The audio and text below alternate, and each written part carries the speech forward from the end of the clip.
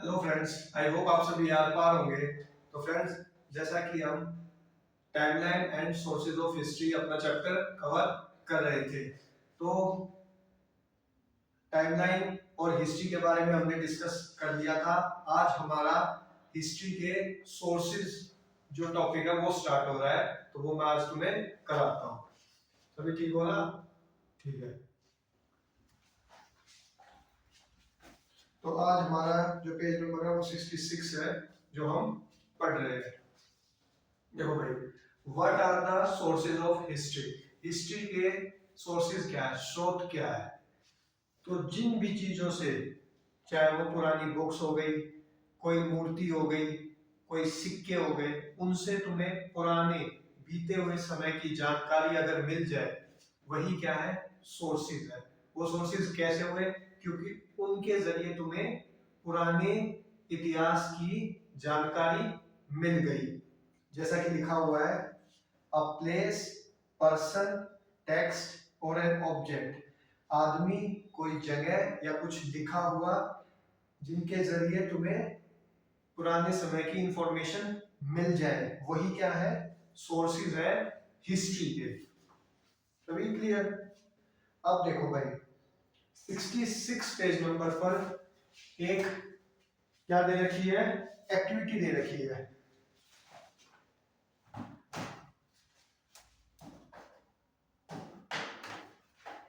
क्या दे रखी है? एक एक्टिविटी दे रखी है। इस एक्टिविटी में देखना भाई, यहाँ पे प्लस का मतलब मेल कैंडिडेट है, माइनस का मतलब फीमेल कैंडिडेट है। प्लस और माइनस मैंने यहाँ दोनों क्यों लिख दिए? क्योंकि तुम लड़के भी हो सकते हो और लड़की भी हो सकते हो, जो है। ठीक है। अब देखो, क्या करना है तुम्हें, तुम्हारे जो माता पिता है उनका पहले तो नाम लिखना है। ये ऐसे ही चार्ट बनाना है, पहले तो उनका नाम लिखना है। ठीक है। उनका प्रोफेशन लिखना है। मम्मी का मेजरली हाउसवाइफ मिलेगा, तो वो तुम लिख लेना, लेकिन पापा का प्रोफेशन लिखना। सिंपल, पापा का प्रोफेशन हो गया, उनकी वो कब पैदा हुए और उनका नाम क्या है। ठीक है, प्रोफेशन, कब पैदा हुए और उनका नाम क्या है, ये लिखना है। और मम्मी का भी सेम लिखना है, प्रोफेशन में हाउसवाइफ लिखना है। मम्मी का नाम हो गया, नाम, क्या काम करते हैं और उनका जन्म कब का है। फादर में भी आपको यही करना है। अब इससे एक पीढ़ी और ऊपर, जो आपकी मम्मी के पेरेंट्स हैं, यानी कि जो आपकी मम्मी के माता पिता, यानी कि आपके नाना नानी, उनका जन्म कब हुआ, उनका ऑक्यूपेशन क्या था और उनका नाम क्या है, वो तुम्हें लिखना है। ठीक है। यहाँ पर आपके मम्मी के माता पिता, पिता माता, और यहाँ पर भी यहाँ आपके फादर के पिता और माता का काम, प्रोफेशन क्या था, हाउसवाइफ, हाउसवाइफ। ठीक है। ये इसमें लिखना है, जिसमें नेम हो गया, ऑक्यूपेशन हो गया और बोर्न डेट हो गई।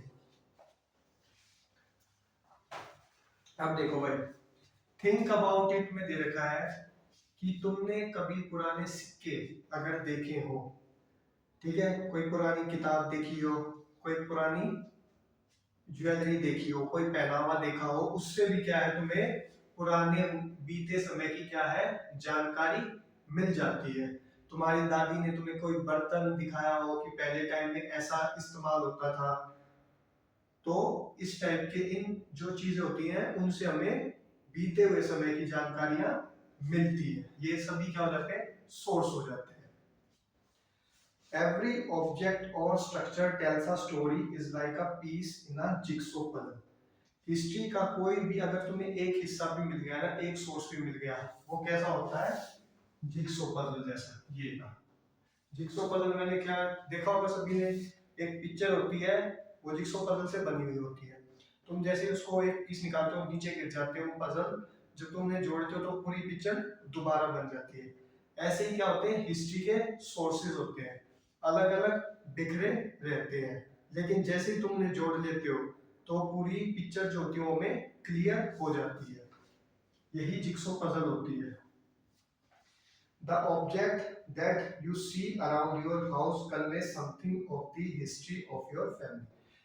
तुम जिस घर में रहते हो वहां पर जो भी तुम्हें ऑब्जेक्ट दिखते हैं, पुरानी चीजें हो गई या फिर नहीं हो गई, वो क्या बताते हैं? तुम्हारी फैमिली की हिस्ट्री बताते हैं, तुम्हारी फैमिली का इतिहास तुम्हें बताते हैं। Similarly, we can put together historical event through a variety of sources. उसी तरह जो हिस्ट्री के सोर्सेज होते हैं वो भी अलग अलग तरह के होते हैं। कोई मूर्ति से हमें कुछ पता चल गया, किसी की बताने से हमें कुछ पता चल गया, किसी ने आर्कियोलॉजिकल साइट खोदी उससे हमें कुछ पता चल गया। आखिर में जब उनको इकट्ठा किया गया तो हमारी जो पजल थी वो क्या हो गई? सॉल्व हो गई।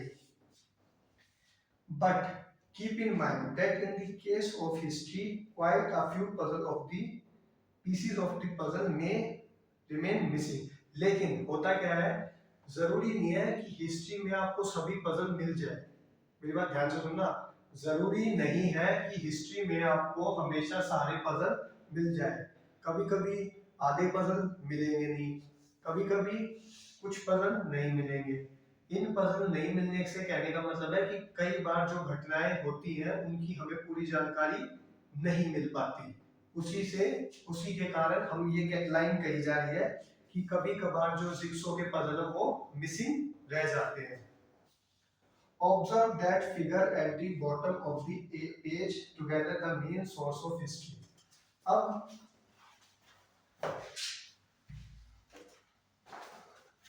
ये देखा भाई, ये पिक्चर तुम्हें क्या करना है? ये तुम हो गए अपना, ये तुम्हारी माता, तुम्हारे पिता, ठीक है? इनका नाम लिखना है, क्या काम करती? हाउसवाइफ। और ये कब पैदा हुई थी? फादर जी कब पैदा, क्या नाम था, क्या उनका ऑक्यूपेशन था और उनकी बॉर्न डेट क्या थी। अब मदर के भी क्या होंगे? फादर मदर होंगे, जो तुम्हारे नाना नानी है, उनका नाम लिखना है, उनका ऑक्यूपेशन लिखना है और उनकी बॉर्न डेट लिखनी है। ऐसे ही फादर के भी फादर मदर होंगे तुम्हारे दादा दादी, तो उनका नाम लिखना है, उनका ऑक्यूपेशन लिखना है और वो क्या, और उनकी बॉर्न डेट लिखनी है। बस ये है एक्टिविटी, करना जरूरी है एक्टिविटी को तुम लोग।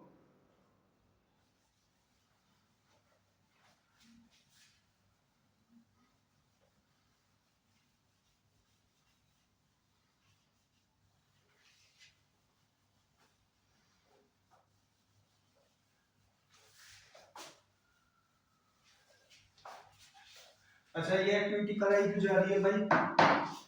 इस एक्टिविटी से तुम्हें पता चलेगा कि किस तरह तुम्हें जो तुम्हें ये जानकारी मिलेगी, या तो तुम्हें किसी पिक्चर से मिलेगी, या किसी डायरी से मिलेगी, या फिर कोई व्यक्ति तुम्हें बताएगा कि हाँ भाई तेरे पापा या तेरे दादा मेरे साथ किया, मेरे से पहले उनका जन्म हुआ था।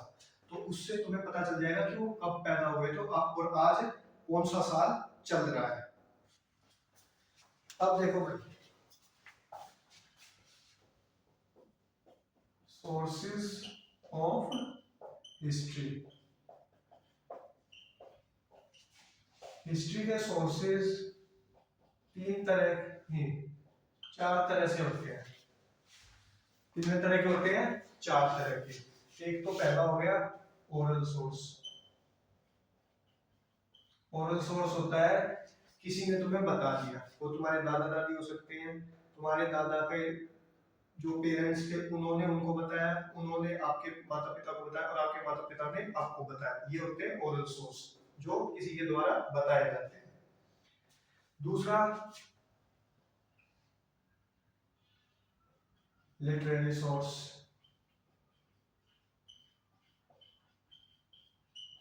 लिटरेरी सोर्स होते हैं हमें किसी के थ्रू लिखित में हमारे इतिहास की जानकारी हमें मिल गई। वो कोई किताब हो सकती है, वो कोई सिक्के हो सकते हैं, वो कोई फॉरेन पर्चा हो सकता है जो उस टाइम पे किसी यात्री ने लिखा था।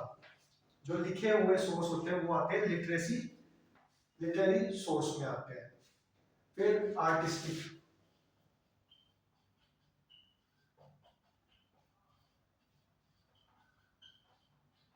आर्टिस्टिक सोर्स होते हैं पुराने टाइम का कोई भी सिंबल, पिक्चर, स्कल्पचर या कोई चिन्ह अगर तुम्हें मिल गया हो, वही क्या होते हैं? आर्टिस्टिक सोर्स होते हैं।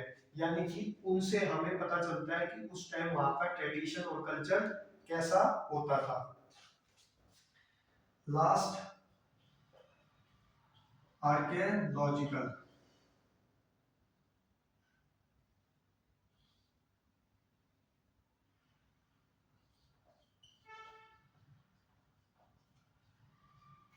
क्या है? आर्कियोलॉजिकल, यानी कि पुराने टाइम के लोगों ने जो खुदाई की, उनसे जो ह्यूमन के इक्विपमेंट जो वो यूज करते थे वो निकल के आए, वही क्या होते हैं? आर्कियोलॉजिकल सोर्स होते हैं। तो भाई चार्ट, एक फिगर तुम्हें बनाने के लिए दिए, वो तुम्हें पता है क्या करना है। उसके बाद मैंने बताया कि जो सोर्सेज ऑफ हिस्ट्री होती है, जो हिस्ट्री के सोर्स होते हैं, वो जनरेशन टू जनरेशन ट्रांसफर होते रहते हैं। दादा से पापा के पास, पापा से तुम्हारे पास, तुम्हारे से तुम्हारे बच्चों के पास, उनके बच्चों, और तुम्हारे जो बच्चे हैं उनके बच्चों के पास, ऐसे ऐसे हिस्ट्री ट्रांसफर होती रहती है। ओरल सोर्स जो मैंने बता दिया, कोई बड़ा व्यक्ति बताता है फिर बताते जाते हो, वो ओरल सोर्स होते हैं।